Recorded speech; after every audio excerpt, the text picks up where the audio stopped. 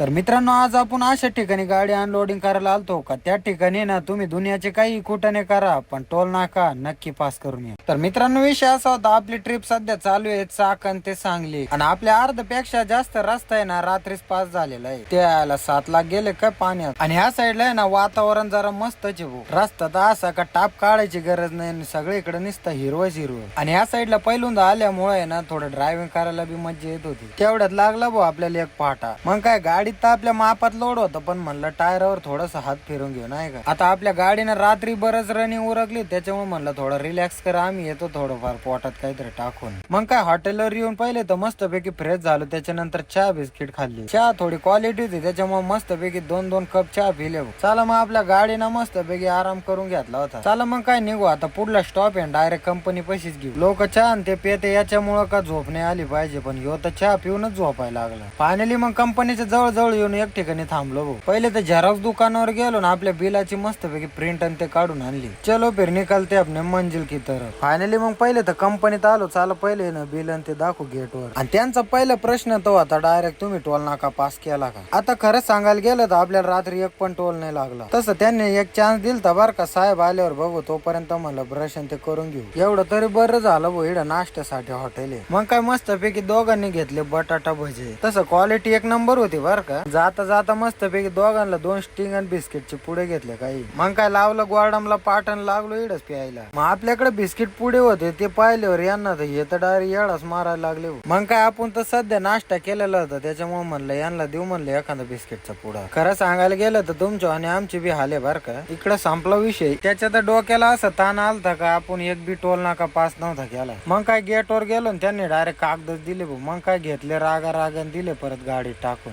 तेवढ्यात मग दुपारचे वाजले भाऊ 2. चला मग काय वडापावनं जेवढं दम धरलं होतं तेवढं धरलं. आता काय आपल्याला जेवल्याशिवाय पर्याय नव्हता. त्याच्यात पण एक विषय असा झाला, आपल्या भतीजाच्या पायात चपलच नव्हते भाऊ. एक तर ऊन तर इतकं ना भाऊ, 5-10 मिनिटं जर उभं राहिलं ना उन्हामध्ये मेंदू अख्खा उकडून निघल. रोड मारण्याचं तापलेलं होतं, त्याच्यामुळे ह्यो वेगळंच कारनामे करायला लागला. मग त्याला म्हणलं धर तू माझी चप्पल घाल, मी चालतो म्हणलं तसं. चायला खरंच रस्ता इतका गरम होता ना भाऊ मापाच्या बाहेर. तेवढ्यात दिसली भाऊ एक नाश्त्याची हॉटेल. मग काय नाश्ता करू वैताग घालता, त्याच्यामुळे मस्तपैकी 2 ताट बोलवले, जे खायला चालू केलं ना 10 मस्त पोटभर खाल्ल्यानंतर निघलो भाऊ परत वापस. चायला निम्म जेवण तर जिरलं भाऊ इथपर्यंत येस्तवर. चला मग काय आता थोडंफार रिलॅक्स करू. मग काय झोपलो, त्याच्यावर डायरेक्ट 4 वाजता उठलो भाऊ. तर मित्रांनो, आज काय गाडी खाली होईल म्हणून गॅरंटी कमी आहे बरं का. तर व्हिडिओ आवडला असेल तर नक्की लाईक करा. भेटूया नेक्स्ट व्हिडिओ मध्ये. Bye bye.